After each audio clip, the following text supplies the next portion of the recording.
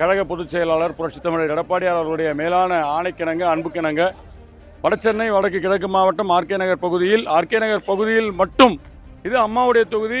அம்மா 2016 நம்முடைய அம்மா சந்தை, அம்மா விளையாட்டு மைதானம், அம்மா திடல் ப்ளஸ் ஒரு H6 போலீஸ் ஸ்டேஷன் ஸ்கூல் நம்முடைய சுண்ணாம்பு கால்வா பகுதியில் ஒதுக்கி கொடுத்தாங்க. இந்த விடியாத அரசு இன்று வரை அதை முடக்கி வைத்து எந்த ஒரு பயன்பாட்டிற்கும் வராமல் தடுத்து கிடப்பில் உள்ளது.